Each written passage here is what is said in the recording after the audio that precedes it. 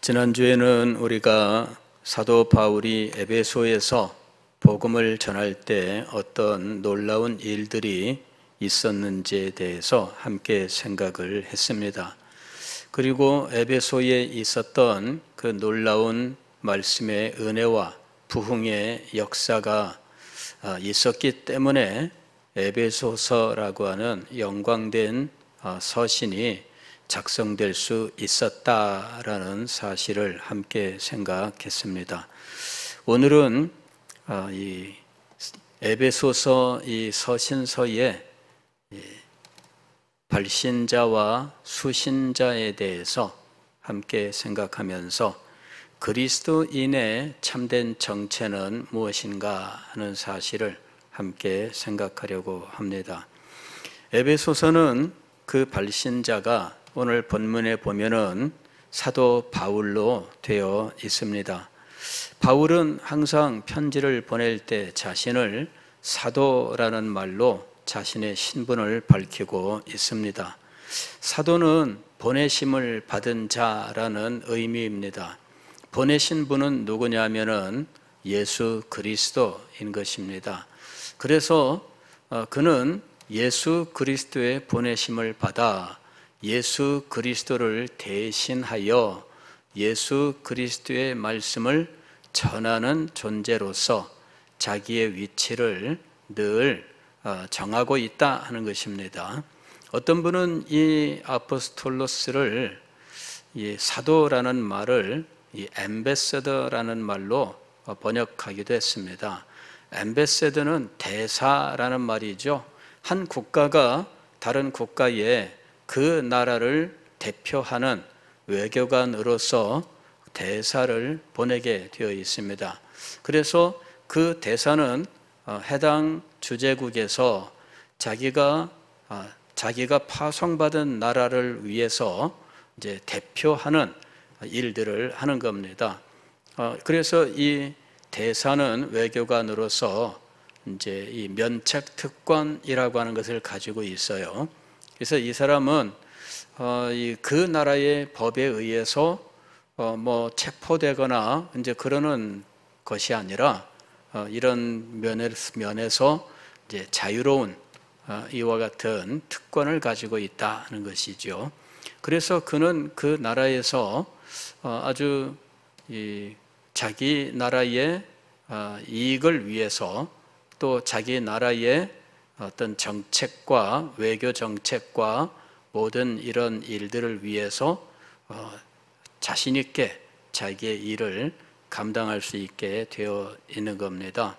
그래서 이 대사들은 아주 최고의 외교관으로 인정을 받고 또 그만한 대우를 받게 되어 있죠. 어떤 분은 이 사도를 이제 그와 같은 위치로 해석을 해서 그리스도의 대사다 이렇게 이야기합니다. 실제 그가 이런 세상적인 위치를 가지고 있는 것은 아니지만 사도 바울은 마치 한 나라의 대사가 가지는 이 자부심과 또 그 나라를 대표한다는 어떤 영광스러운 어떤 마음 이런 것들에는 아마 이 동일한 마음을 가지고 이 사도의 직분을 감당했다는 것입니다. 아마도 그보다 더 영광스러운 마음을 가졌을 것으로 보입니다. 그 시대에는 대사라고 부를 수 있는 이런 외교관 이런 것들이 오늘같이 이렇게 자리 잡은 시대는 아니기 때문에 꼭 그렇게 말할 수는 없습니다만은 그러나 그리스도를 대표하고 그리스도의 말씀을 대신 전한다라고 하는 이와 같은 인식은 사도 바울의 평생 동안 그의 마음을 주장하고 있었던 것입니다. 그리스도의 영광이 사도 바울의 마음속에서 크고 더욱더 위험스러울수록 그리스도를 대신하는 자로서 자신의 위치, 자신의 신분에 대한 자부심과 긍지, 그리고 그리스도께 헌신하는 그 마음, 이런 것들은 아마 더욱더 크고 높아져 갔다 이렇게 말할 수 있습니다. 그리스도가 어떤 분이냐, 그 인식이 높으면 높을수록 사도의 직분에 대한 그의 자부심과 긍지, 그리고 그 직분의 충성, 이런 것들이 더욱더 높을 수밖에 없는 겁니다. 사도 바울의 서신서를 살펴보면 사도가 그리스도에 대하여 얼마나 그 영광을 깊이 깨닫고 있는지를 알 수가 있습니다. 그래서 사도 바울이 이 사도 직분을 감당하는데 자기의 생명을 걸 정도였다 하는 것입니다. 그는 자기의 어떤 명예나 자기의 어떤 권세를 추구하지 않았어요. 그리스도를 통해 자기가 어떤 유익을 얻고 이런 것들을 얻으려고 하지 않았습니다. 오히려 그는 그리스도를 위하여 자기의 모든 것을 다 바치기를 원했고, 그리고 그리스도를 위해서 자기의 모든 생애가 마치 촛불이 촛물이 다 녹아내리도록 그 온몸을 불태우는 것처럼 자기 자신을 그렇게 불태워 충성을 다했습니다. 이유는 무엇이냐면은 영광스러운 우리의 주님 그리스도께서 자기를 보내셨다라고 하는 이 확고한 자기 인식을 가지고 있었기 때문입니다. 단지 직분을 어떤 그 명예직으로만 생각한다면 그는 이렇게 할 수가 없습니다. 오늘날 우리들이 교회 직분을 대하는 자세가 어떠해야 할지 사도 바울을 통해서 우리들이 배워야 할 것이 있습니다. 우리는 사도만큼 높은 직분이 아니니까 이렇게 말한다면 이건 대단히 큰 잘못입니다. 어떤 직분이든 이것은 그리스도 안에서 우리에게 주어진 것이고, 어떤 직분이든 이것은 하나님의 뜻으로 말미암아 우리에게 주어진 것입니다. 그러므로 이것은 다 귀하고 영광스러운 것들이에요. 목사님의 직분만 영광스럽고 집사님은 그렇지 않은가? 그렇지 않습니다. 하나님께 나아갔을 때 하나님께서 목사 직분을 한 사람만 더 가치 있게 여기는가? 그렇지 않습니다.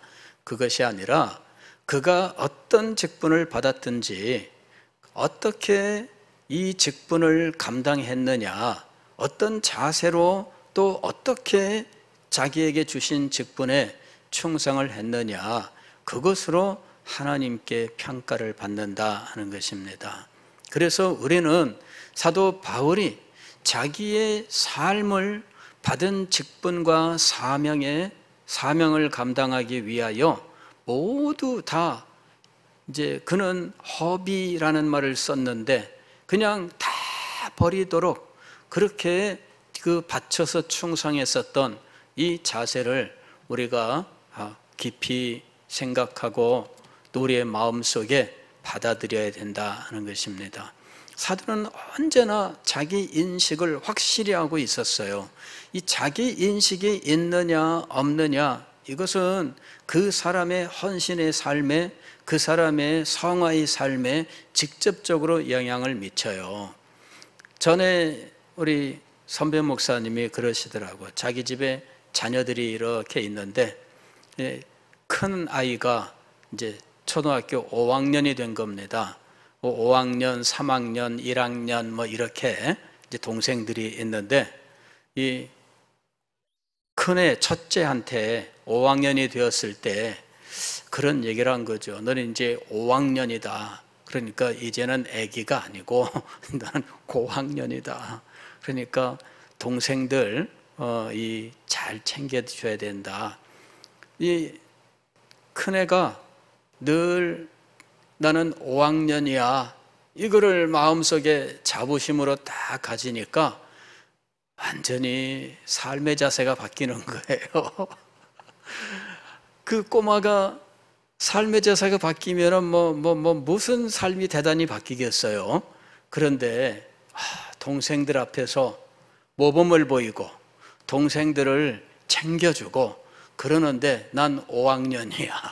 이게 그러니까 이 목사님이 저한테 그 얘기를 해요. 야, 얘가 5학년이라는 사실을 굉장히 자부심을 가지고 살고 있다 이러더라고요. 그래서 그 말을 듣고 제가 굉장히 재밌게 생각했던 기억이 있습니다. 이게 자기 인식입니다.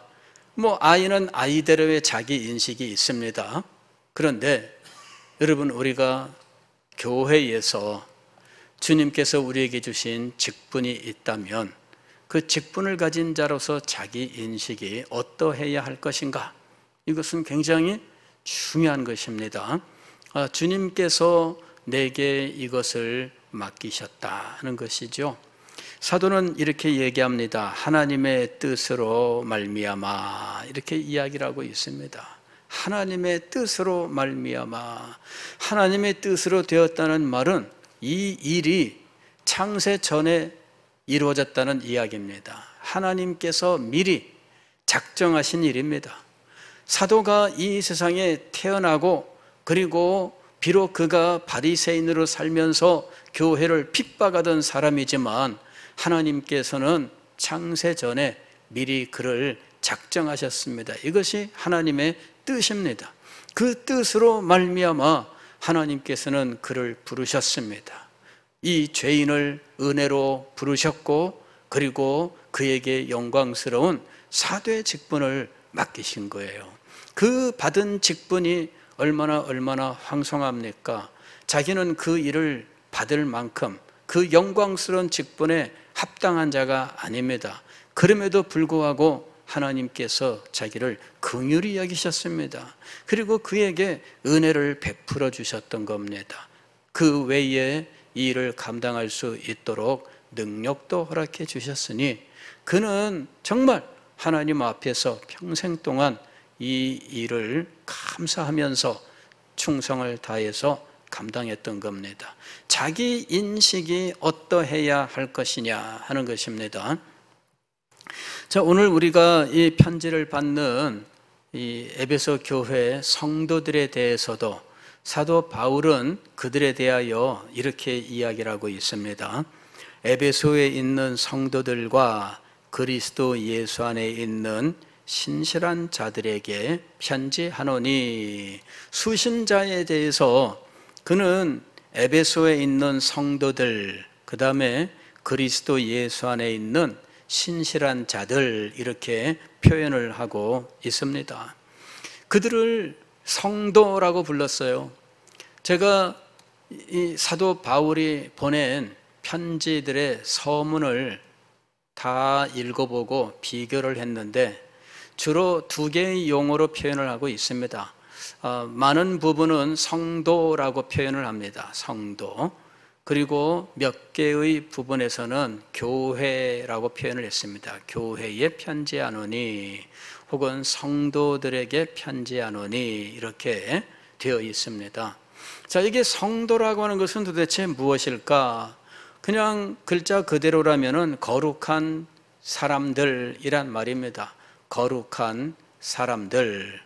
성도들에게, 즉 거룩한 사람들에게라고 이야기를 하고 있습니다.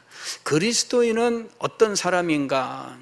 그리스도인의 자기 인식은 어떠해야 할 것인가? 이것을 우리들에게 말씀하고 있는 것입니다.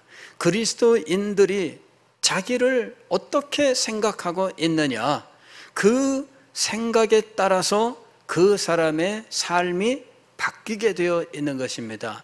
나는 왜 이럴까? 나는 보잘것없어. 나는 하는 일마다 왜 이렇게 지저분하게만 할까? 내 인생은 끝났어. 이러는 사람이라면 그 사람의 삶이 어떨까요? 자기 인생에 대해서 자기 인식이 그대로 표현되는 거잖아요. 자기 인식이 어떠냐? 그것이 그 사람의 말과 그 사람의 삶을 결정짓는 겁니다. 그래서 자기 인식이 아주 중요한 거예요. 우리를 성도, 즉 거룩한 사람들이라고 인식할 수 있는가? 이것은 굉장히 중요한 것입니다. 그리스도인들은 어떤 사람들인가? 사도는 자기의 서신서 대부분에서 성도들에게 이렇게 이야기를 합니다. 즉 사도가 그리스도인들을 보는 관점은 기본적으로 성도라는 것입니다. 그러면서 우리들도 우리 자신들을 거룩한 사람들로 인식하기를 원한다는 것입니다. 내가 누구냐? 내가 누구냐? 나는 거룩한 사람이다 라는 것이죠. 우리가 거룩한 사람이 된 이유는 무엇일까요? 그것은 그리스도께서 우리의 모든 죄를 담당하시고 죄값을 모두 치르셨기 때문이에요. 우리는 하나님 앞에 나아갈 수 없는 죄인들이었습니다. 죄를 가지고는 하나님 앞에 나아갈 수가 없습니다. 그런데 그리스도로 말미암아 우리는 모든 죄값을 치르고 죄의 용서를 받게 되었습니다. 그래서 우리는 거룩한 자가 된 거예요. 즉 우리는 이 죄에 대한 그리스도 십자가 보혈로 정결하게 된 이 사실을 언제나 우리가 마음속에 새기고 있어야 됩니다. 나는 거룩한 자다라고 할 때 이 거룩한 자는 그리스도의 십자가의 보혈로 모든 죄값을 치르고 그리고 그의 모든 죄, 양심의 모든 추하고 더러운 것들을 깨끗하게 씻어낸 존재다라고 하는 자기 인식이 있어야 된다는 것입니다. 깨끗하게 씻은 사람이 더러워지는 것을 두려워하는 것이죠. 더럽게 사는 사람이 더러워지는 것을 두려워하는 경우가 없습니다. 요새 노숙하는 이런 분들도 봅니다만은 요새 노숙자들은 예전의 거지들하고는 조금 다릅니다. 요즘의 노숙자들은 어떤 분들은 깔끔하게 하고 다녀요. 깔끔하게. 이런 공중 화장실이나 혹은 시설들에 있는 화장실에 가서 샤워도 하고 아니면은 또 사우나, 목욕탕 이런 데도 다니면서 깔끔하게 하고 다녀요. 대부분. 근데 예전에 제 어릴 때 거지가 있었어요. 거지. 거지는 더러워지는 걸 두려워하지 않습니다. 그죠? 근데 우리는 어떤 사람이었는가 하면 우리는 거지였어요. 죄인은 거지와 같은 존재들입니다. 죄를 짓때 죄로 인식하지 못합니다. 그는 오히려 죄 짓는 것을 장려하는 이러한 모습을 가지고 있습니다. 그런데 그리스도의 십자가의 보혈로 모든 죄를 깨끗하게 씻었습니다. 그렇다면 그는 이제 더러워지는 것을 두려워하지요.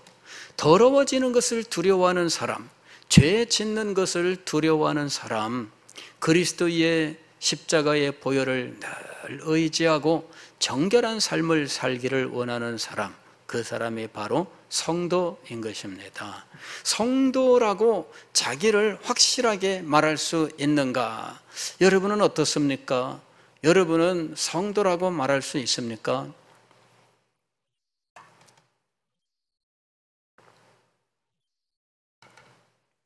영어권은 과거의 기독교 국가들, 로마 카톨릭이 있었던 기독교 국가들은 사실 이 성도란 이 용어가 굉장히 두려운 용어입니다. 사실은 일반인들하고는 완전히 유리되어 있는 용어가 성도라고 하는 말이에요. 이것이 영어로는 세인트입니다. 세인트.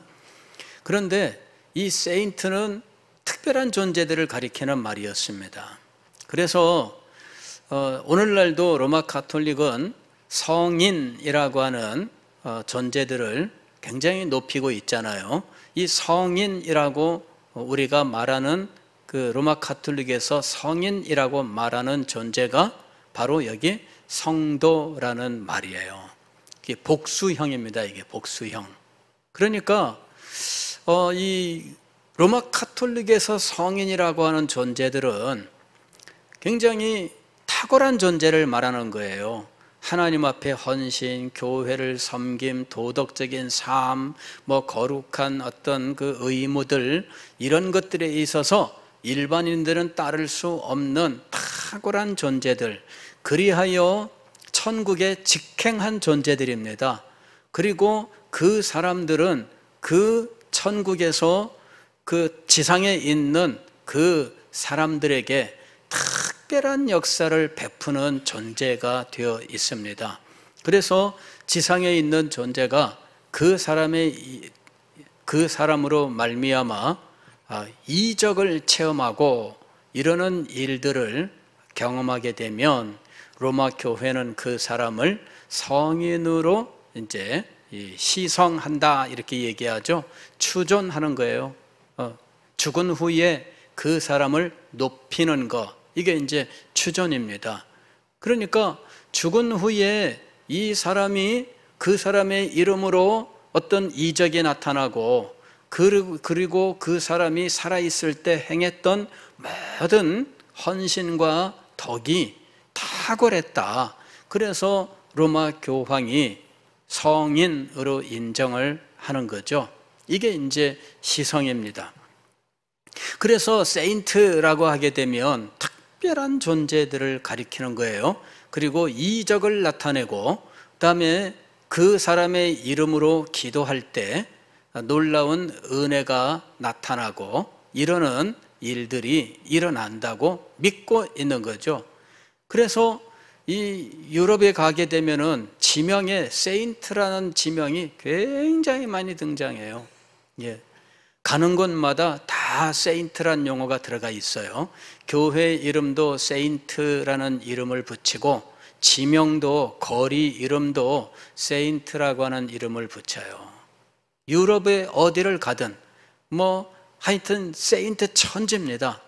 그러나 그 세인트들은 다 어떤 존재들이냐면은 이적과 관계되어 있고 기도를 응답하게 하는 어떤 존재들로서 알려져 있고 하나님의 축복을 받게 하는 대리인으로서의 탁월한 존재로 알려져 있는 거예요. 그것이 세인트예요. 그러나 오늘 성경은 세인트는 그것이 아니다라고 하는 사실을 우리들에게 가르쳐주고 있는 겁니다. 에베소에 있는 성도들, 에베소에 있는 세인트들에게 이렇게 말하고 있습니다. 에베소 교회에 무슨 로마 교회식 세인트들이 그렇게 많은가? 아닙니다. 로마 교회식 세인트를 말하는 것이 아니라 그리스도의 십자가의 보혈로 모든 죄를 정결하게 씻은 그리하여 거룩하여진 존재들을 말하는 겁니다. 그가 바로 그리스도인이에요. 무슨 예외적인 어떤 특별한 존재를 말하는 것이 아닙니다. 무슨 탁월한 신앙의 업적을 가지고 있는 존재들을 말하는 것이 아닙니다. 그냥 보통 그리스도인들, 일반적인 그리스도인들, 그 사람들을 가리키는 말이에요. 즉 우리는 이 그리스도인을 너무 높여서 세인트를 너무 높일 필요도 없다 하는 사실을 알아야 됩니다.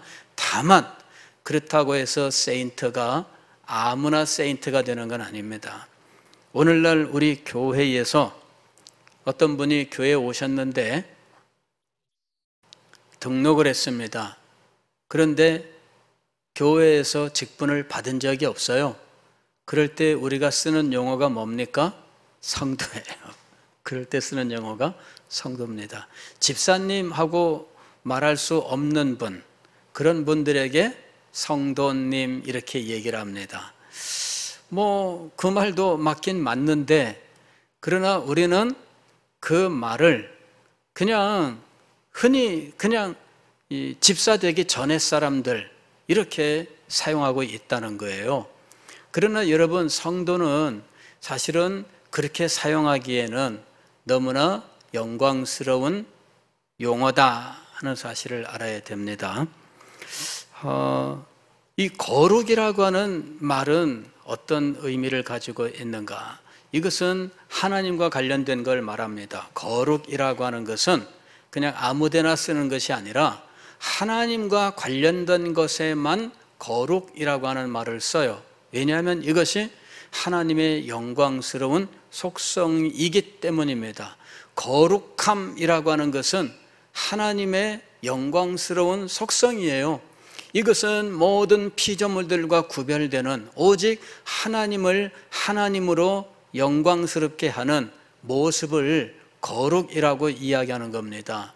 그래서 피조물들의 모든 것들은 사실 이 거룩한 하나님과 구별되어 하나님에게 미칠 수 없다라고 하는 것입니다. 이것이 거룩함이에요.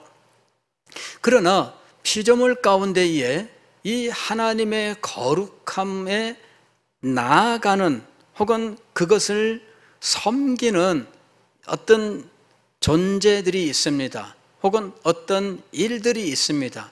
그럴 때 이것이 하나님과 관련되기 때문에 거룩하다라고 말을 하는 거예요. 그럴 때 하나님과 관련되어 거룩하게 된 것은 인간 세상의 다른 모든 것들과는 구별되는 이라는 의미를 갖는 겁니다. 인간 세상의 다른 것들과는 구별되는, 즉 제사장을 가리켜서 거룩하다라고 이야기할 때 이 제사장은 일반 백성들의 삶으로부터 떨어져 있게 마련입니다. 제사장의 거룩함이 있어요. 대제사장의 거룩함이 있습니다. 이것은 하나님과 관련되기 때문입니다. 하나님을 섬기기 위해서, 하나님을 예배하는 이 제사를 위해서 구별된 존재들을 가리켜서 거룩하다라고 이야기를 하는 겁니다. 그 다음에 그 사람들은 이제 이 하나님을 위하여 구별되었기 때문에 이 사람들은 말이나 행실이 일반인들과 달라야 된다는 것이죠. 이것이 구별된 사람들의 모습입니다. 거룩하다 혹은 거룩한 사람들 혹은 성인이라고 했을 때 가톨릭에서 말하는 예외적인 존재들로서의 성인이 아니라 그리스도의 피로 죄 씻음을 받고 하나님의 사람이 된 그리스도인들을 성인, 세인트라고 부른다는 것입니다. 그럴 때 이 사람들은 하나님을 위하여 구별된 존재들이 되는 거예요. 하나님과 관련된, 그래서 하나님을 위하여 구별된 존재들을 거룩하다 이렇게 말하는 겁니다. 그가 바로 세인트입니다. 그리스도인은 이 세상에서 살아가고 있지만 그러나 세상에 속하지 않았다라고 이야기합니다. 그리스도인은 세상에 속한 자가 아닙니다. 그는 하나님에게 속한 자입니다. 하나님을 위하여 구별되었고 하나님을 위하여 사는 존재가 되었습니다. 그래서 그가 세인트가 되는 거예요. 자, 이 세인트는 그 사람의 의식부터 구별되어야 돼요. 정신세계가 일반 세상 사람들과 똑같으면 안 됩니다. 그 속에 하나님의 말씀이 있고 그 속에 믿음이 있는데 어떻게 세상 사람과 똑같은 생각을 하고 세상 사람과 똑같은 삶의 원칙을 가지고 살아갈 수 있습니까? 그렇지 않잖아요. 그래서 우리가 세인트라고 말한다면 우리의 생각이 세상 사람들의 생각과 다르다 하는 사실을 말씀하는 거예요. 우리들의 세계관이 달라요. 세상 사람들은 그냥 뭐 이 한생 살다가 그냥 뭐 가는 거지. 젊은 시절에는 그것이 싫었어요. 그런 말이. 근데 욕심 넘어가면 그 말을 이제는 스스로 뭐 늘 그 말을 하고 다니더라고. 사람들 가만히 보니까 그냥 뭐 이렇게 살다 가는 거지 그러는 거예요. 그게 세상 사람들입니다. 죽고 나면은 그냥 남은 생에 그냥 즐겁게 살다가 우리끼리 잘 놀다가 가자 뭐 이러는 이야기들. 근데 참 우리도 그런 생각을 가지고 살아야 할 것인가? 그리스도인들은 어떤 생각을 가지고 살까요? 우리들의 생각은 세계관으로부터 나오는 거예요. 이 세계는 비록 타락한 세상이지만 그리스도로 말미암아 구원받고 하나님께서는 그리스도를 믿은 사람들에게 새 하늘과 새 땅을 주셔서 온 세계를 새롭게 하신 영광스러운 세계 속에 살게 하신다라고 하는 이 구속의 세계관을 가지고 있습니다. 그래서 그냥 이 세상 살다가 끝나는 것이 아닙니다. 이 세상을 살다 끝나는 것이 아니라 하나님께서 예비하신 영광스러운 곳에서 하나님을 대면하고 하나님의 사랑과 은혜 속에서 살아갈 소망이 있습니다. 그래서 우리는 이 세상에서 사는 이 삶을 비관하지 않습니다. 그 다음에 그냥 명복이나 빌지 이렇게 살지 않는다는 이야기예요. 그리스도인의 삶은 전혀 달라요. 왜냐하면 세계관이 달라요. 그리스도인의 삶은 세상 사람들과 같을 수가 없습니다. 왜냐하면 인생관이 달라요. 사람은 어떤 존재냐, 이 사람이 어떤 존재냐, 그리고 사람의 삶에는 목적이 있느냐 없느냐, 이런 면에서 전혀 다르다는 이야기입니다. 사람은 어떤 존재입니까? 그냥 자연히 이 세상에 어쩌다 보니까 태어나 살다가 그냥 그러다 보니까 죽어야 되니까 죽는 존재인가? 그게 세상 사람들의 인생관입니다. 그냥 어쩌다 보니까 이 세상에 태어난 거예요. 그래서 요즘은 심지어는 어떤 말까지 있느냐 하면은 그냥 태어난 김에 산다 이러는 요새 많이 쓰는 말입니다. 태어난 김에 산다. 그게 요즘 젊은이들의 생각을 나타내는 말입니다. 태어났으니까 그냥 할 수 없이 살아가는다. 그게 인생관입니다. 태어난 김에 사는 그 인생관 속에 삶의 목적이 있는가? 그리고 있다면 그 삶의 목적은 누구를 위한 것인가? 그리스도인은 성도입니다. 세인트예요. 그 사람은 구별된 존재이고 그의 사고 방식부터가 세상과 구별됩니다. 세계관이 구별되고 인생관이 구별됩니다. 인생은 그냥 어쩌다 보니까 태어난 존재가 아닙니다. 우연히 이 세상에 존재하는 존재가 아닙니다. 하나님의 뜻으로 작정된 존재예요. 비록 우리는 이 세상에 죄인으로 태어났지만 그러나 그리스도를 믿어 죄사함을 얻으며 죽음으로부터 영생으로 옮겨진 하나님의 원수로부터 흑암의 나라로부터 그리스도의 나라 하나님의 자녀로 변화된 새로운 피조물입니다. 이것이 인생관이에요. 그래서 우리는 어쩌다 보니까 태어났다, 그래서 할 수 없이 살아간다, 이런 존재가 아니라는 겁니다. 전혀 생각이 달라요. 인생관이 다릅니다. 우리는 하나님의 거룩한 뜻으로 작정된 자들이었고 우리는 하나님의 은혜 속에서 예정된 자들이었습니다. 그리고 하나님은 우리가 어머니 뱃속에 있기 전부터 우리를 아셨다는 것입니다. 그리고 우리의 삶을 예비하시고 우리를 이 땅에 보내신 겁니다. 그냥 어쩌다 보니 이 세상에 존재해서 그냥 할 수 없이 목숨이 붙어 있으니 살아가는 존재가 아닙니다. 그리스도인의 자기 인식이 얼마나 중요한가? 삶의 자세가 달라지는 것입니다.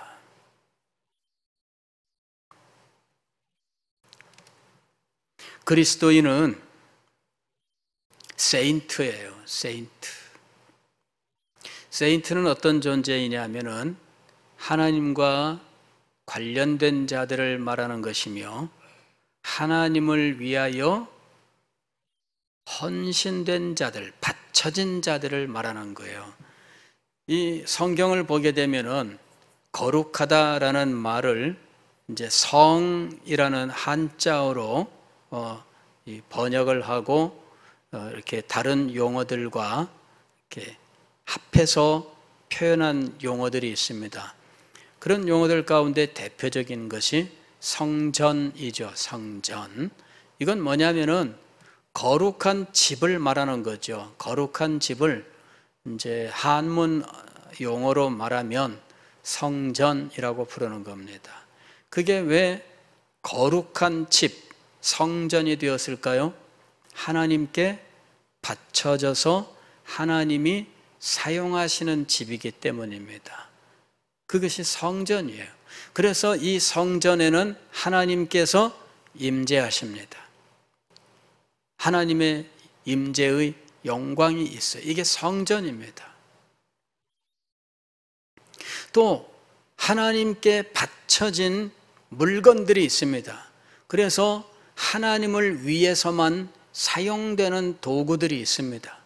이것을 성물이라고 부르는 거예요. 이것은 하나님께 바쳐진 거예요. 그리고 하나님께서 사용하시는 겁니다. 하나님을 위해서만 사용되는 것들이죠. 이것이 성물입니다. 또 시간도 하나님께 바쳐지는 시간들이 있습니다. 그것을 성일이라고 부르는 거예요. 안식일은 성일이니. 우리가 왜 안식일, 주일을 하나님의 날로 지키는가? 그것은 우리 것이 아니라 하나님의 것으로 구별된, 바쳐진 것이기 때문이죠. 그래서 우리를 위해서 그 날을 쓰지 아니하고 하나님을 위하여 그 날을 쓰는 겁니다. 그리고 이 거룩한 것에는 하나님의 임재의 영광이 있습니다. 성일에 하나님께서 자기 백성 가운데 임재하시는 겁니다. 그래서 성일이 거룩한 날이요, 이 성일에 하나님의 은혜가 말할 수 없도록 임하는 것입니다. 사람에게 거룩함을 붙이는 일이 있죠. 그럴 경우에 성인이라고 부르는 거예요. 그리고 그 말을 복수로 했을 때는 무리 도자를 써서 성도라고 불렀던 겁니다. 하나님께 바쳐진 사람들입니다. 하나님을 위하여 쓰임받는 사람입니다. 그가 바로 성인입니다. 그리스도인은 자기 인식을 확실하게 해야 됩니다. 나는 그리스도의 피로 깨끗하게 씻음을 받고 하나님이 쓰시기에 합당한 깨끗한 그릇으로 드려진 존재다라는 것입니다. 그는 깨끗하게 씻어서 이 세상의 생각, 즉 이 세상의 사고방식을 다 버린 사람입니다. 세상의 사고방식, 즉 인생관, 세계관, 가치관을 버리고 하나님, 바로 그분을, 그리고 그분이 만드시는 이 세계의 역사를 자기의 마음속에 받아 모든 것이 새로워진 존재예요. 그리고 오직 하나님께 쓰임받는 존재로서 살아가는 겁니다. 그때 그의 삶이 복되고 영광스러운 삶이 되는 것입니다. 에베소서 1장 1절에 사도 바울의 자기 인식, 그리고 사도 바울의 그리스도인의 인식, 이제 이것이 표현되어 있다는 사실에 대해서 함께 생각을 했습니다. 수신인, 발신인, 아주 간단한 것이지만, 그러나 그 용어에 담겨 있는 인식은 아주 영광스러운 것들입니다. 오늘 우리들은 이 자기 인식을 가질 수 있어야 되겠습니다. 나는 어떤 존재인가? 나는 어떤 존재인가? 나는 성도다. 나는 성도다. 사도 바울은 에베소에 있는 성도들에게 이렇게 표현을 했습니다. 에베소에 있는 이 말은 에베소 교회를 표현한 말인데, 이 교회는 세상 밖에 있는 것이 아니라 세상 안에 있다라고 하는 사실을 말씀하고 있습니다. 즉, 교회가 있는 자리에 대한 이야기예요. 우리 교회는 서대신 교회입니다. 서대신 교회는 서대신 동에 위치하고 있습니다. 이것이 우리가 있는 지리적인 위치죠. 그러나 이 지리적인 위치는 단순히 좌표를 말하는 것이 아닙니다. 우리가 이곳에서 존재하고 있다. 그리고 성인으로서, 즉 세인트로서 이곳에 존재하고 있다라고 하는 사실을 말씀하는 겁니다. 우리들이 가지고 있는 사명에 대한 이야기예요. 우리는 이 세상에 대하여 사명을 가진 존재들입니다. 이 세상에 우리가 위치하고 있는 이유가 무엇일까요? 단지 좌표를 찍기 위해서일까요? 그렇지 않습니다. 좌표 찍기 위해서 우리 교회가 이곳에 있는 것이 아니라 여기에서 사도 바울이 사도로서의 자기 사명을 자각하고 그 영광스러움을 늘 인식하고 충성을 다했던 것처럼 우리는 세인트로서 이곳에서 하나님의 영광을 나타내는 사명자로 살아야 된다는 것입니다. 나아가서 지금 사도는 에베소에 있는 성도들을 또 다른 표현으로 이야기하는데, 그리스도 예수 안에 있는 신실한 자들, 이렇게 표현하고 있습니다. 그리스도 안에 있는 신실한 자들, 신실한 자들이라고 표현한 이 말은 사도 바울이 에베소 교회에 대하여 특별한 감정이 있어서 표현한 것인가, 그냥 일반적인 말인가, 이제 이 부분에 대해서 좀 논란은 좀 있습니다. 에베소 교회는 사도 바울이 3년 동안 눈물을 흘려가면서 말씀을 가르쳤고, 또 2년 동안은 두란노 서원에서 날마다 말씀을 가르쳤고, 그곳에서 놀라운 부흥의 역사가 일어났던 곳입니다. 그렇다면 에베소 교회와 혹은 그 성도들과 사도 바울은 남다른 친밀함, 이것이 존재할 것이다, 이렇게 보는 것이 맞지요. 그 교회 성도들과는 아마도 다른 교회들보다도 더 밀접한 어떤 관계가 있지 않겠나. 그러나 에베소서를 읽어보게 되면 그런 친밀함이 표현되어 있지 않아요. 에베소서 이 6장에도 보면 끝날 때 에베소 교회에 대하여 이런 어떤 사항들이 분명하게 표현되어 있지 않습니다.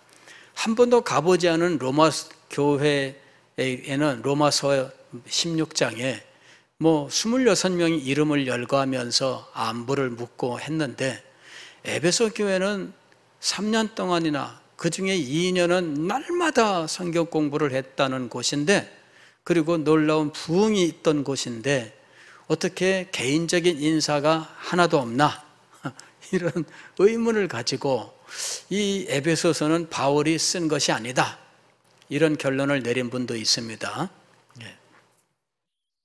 어떤 분은 또 이렇게 얘기합니다. 이거는 에베소서에 보낸 편지가 아니라 그냥 일반적으로 여러 교회에 회람서신으로 보낸 건데, 그냥 에베소서가 대표적으로 올라 있을 뿐이다.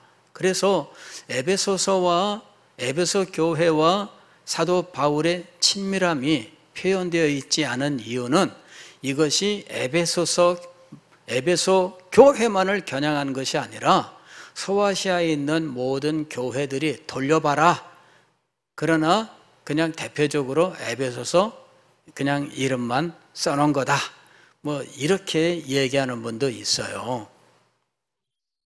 회람이라고 하는 것은 돌려본다는 말인데, 사실은 에베소서뿐만 아니라 어떤 서신이든 다 돌려봤습니다. 그래서 에베소서만 회람서신이었다라고 말할 수는 없다는 겁니다. 저는 구태여 이 에베소서에서 사도 바울과 에베소 교회와의 관계, 그 친밀함을 반드시 찾아야 되느냐, 그럴 필요는 없다 이렇게 보입니다. 다만 이 서신서를 대하면서 사도 바울이 에베소 교회에 대하여는 남달리 믿는 부분이 있었고 그 바탕 위에서 에베소서를 쓰고 있다라는 사실을 저는 이 서신서를 읽으면서 이거는 그런 것이구나 하고 확신을 하게 되었습니다. 이거는 3절부터 시작되는 이 예외적인 성령으로부터 이 사도 바울은 아주 탁월한 영적 수준 위에서 이 말씀을 전하고 있는 거예요. 이거는 에베소서라고 하는 에베소 교회의 영적 수준을 지금 사도 바울이 충분히 믿고 그 위에서 지금 말씀을 전하고 있기 때문입니다. 그리고 그 사실이 지금 여기 신실한 자들이라고 하는 말에 표현되어 있습니다. 이 신실한이라고 하는 것은 이것은 이 피스토스라는 말입니다. 피스토스. 이 말은 믿음을 가진, 믿음이 충만한 이런 의미도 가지고 있고요.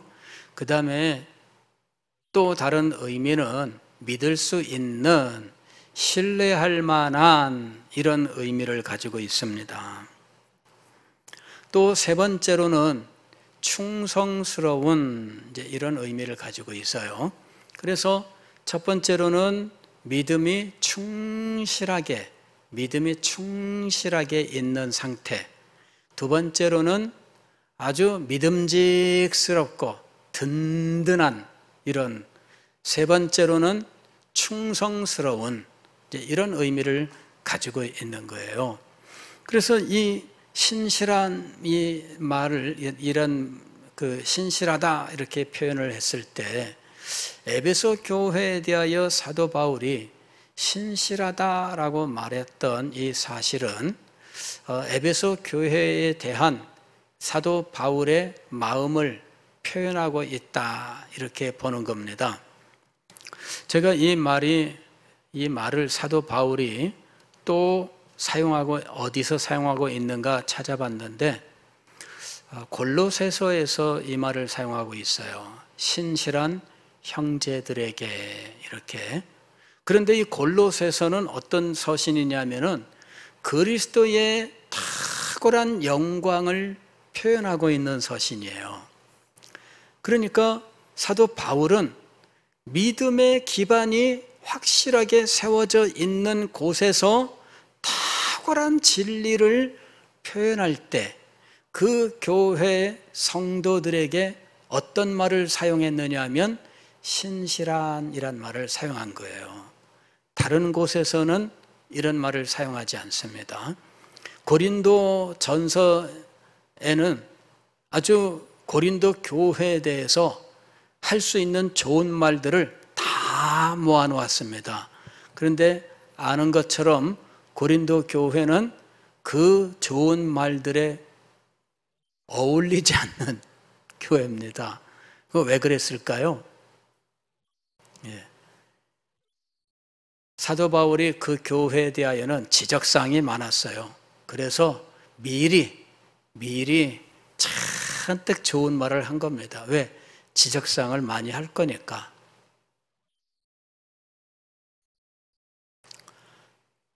에베소 교회는 탁월하고 영광스러운 진리를 말씀할 겁니다. 그래서 이 교회가 그 진리를 받을 만한 영적 수준이 있는 교회였다. 제가 이미 지난주에 말씀을 드렸습니다. 두란노 서원에 2년 동안 날마다 말씀을 가르치는 일이 있었고 그 기반이 확고하게 세워져 있는 교회였는데 그 기반이 흔들리지 않았다라는 것입니다. 사도 바울이 에베소서를 쓴 시점은 이미 그 뒤로 상당히 여러 해가 지난 뒤입니다.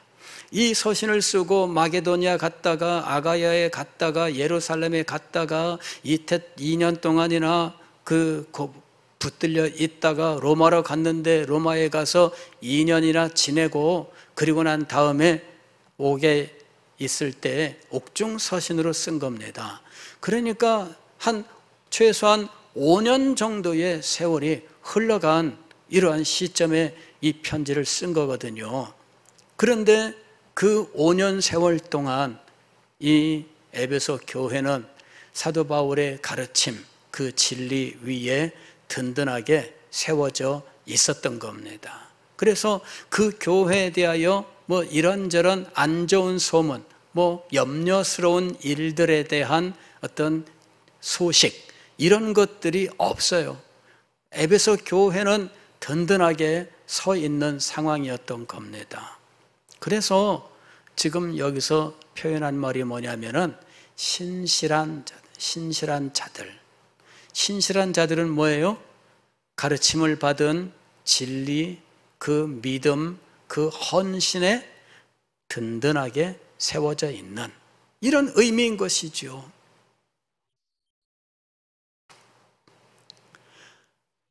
에베소 교회는 지금 로마에 가서 옥중 서신으로 전달된 이 상황에서 사도 바울이 볼 때 이 교회는 든든해요.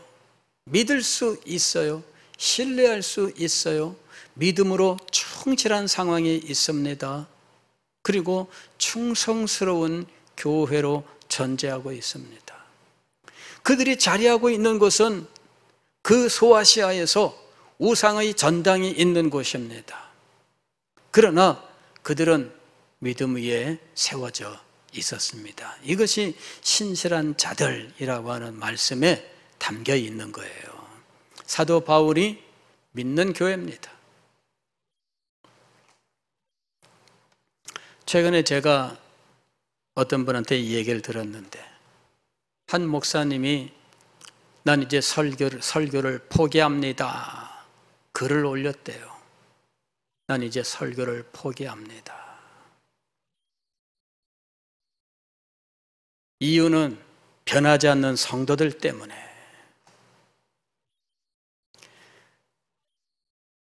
그 말을 전해 듣고 제가 충격을 받았어요. 30년 동안 설교했는데 변하지 않는 성도들 때문에 나는 이제 설교를 포기합니다.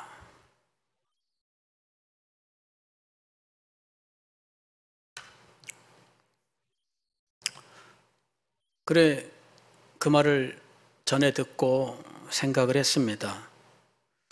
아유, 나는 어떻게 해야 되나? 제 결론은 이것입니다. 한 명이라도 변화되는 영혼을 위하여 포기할 수 없다. 저의 결론은 그것입니다.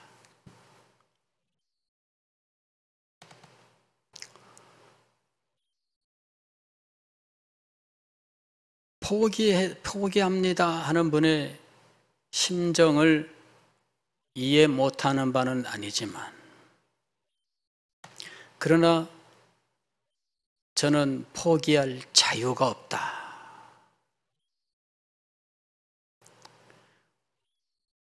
하나님께 보냄받은 사람은 포기할 자유가 없습니다. 자기가 결론을 내리고 자기 임의로 그만두고 그럴 수 있는 게 아닙니다. 이 사역은 다만 한 명이라도, 그것은 제가 보는 관점인데, 제가 보는 관점이 뭐가 그렇게 중요하겠어요? 주님께서 보시는 것이 중요한 것이지, 제가 몇 명이라고 평가하는 그게 무슨 대단한 것이겠습니까? 제가 뭐라고? 포기할 수 없다. 하나님의 말씀은 어떤 상황 누구에게도 중단되어서는 안 된다.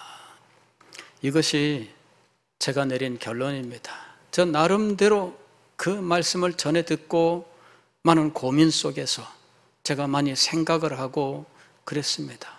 그래서 한 명이라도 포기할 수 없다. 월요일 날 외국 유학을 간 제자가 일시 귀국했다고 찾아왔어요. 대화를 하다가 이 얘기를 꺼냈습니다. 그랬더니 눈물 핑 돌아가지고 말을 하질 못하더라고. 한 명이라도 포기할 수 없다.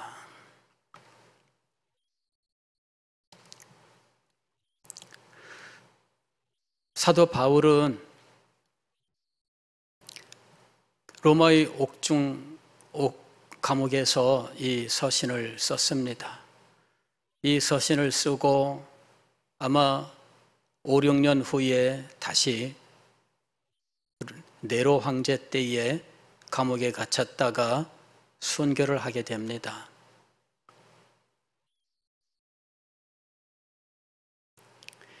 그런데 이 에베소 교회는 사도 바울에게 믿을 수 있는 든든함을 주는 교회였다. 전 참 이 사도 바울은 순교자였지만 그가 자기가 당한 수없이 많은 아픔과 고통에 대한 이야기를 했지만 그럼에도 불구하고 그는 이 교회를 생각할 때 참 마음의 든든함 그리고 보람을 느꼈을 것이다. 그렇게 생각을 하고 한편으로는 사도 바울이 부럽습니다. 우리가 그런 상황을, 그런 어떤 열매를 거둘 수 있다면 얼마나 좋을까. 그 시대에 하나님께서 이 교회를 사용하시고 사도 바울의 열매로서 주님께서 받으신 겁니다. 참 우리 교회가 신실한 자들의 모임이 될 수 있다면 이것이 저도 소망하고 기도하는 것입니다. 우리 모든 성도들도 함께 그 자리에 나가야 될 것입니다. 물론 로이드 존스는 여기 신실한 자들을 믿음이 있는 자들이라고 해석하면서 일반적인 그리스도인들을 가리키는 것이다. 이렇게 이야기를 합니다. 그래서 그리스도인이란 믿음이 있는 자들이다. 이렇게 해석을 합니다. 그러나 저는 믿음이 있는 자들이면서 그 믿음을 성실하게 지키고 있는 자들이다. 이렇게 해석하면서 이것이 바로 사도 바울의 마음을 든든하게 하고 그 보람을 느끼게 하는 이와 같은 모습이다라고 보는 것입니다. 이런 일들이 사역자들에게 들도 능히 감수하게 만드는 보람 있는 일이 될 것이다 라고 생각합니다. 어느 교회든 이와 같은 신실한 하나님의 사람들의 모임이 될 수 있기를 주의 이름으로 축원합니다.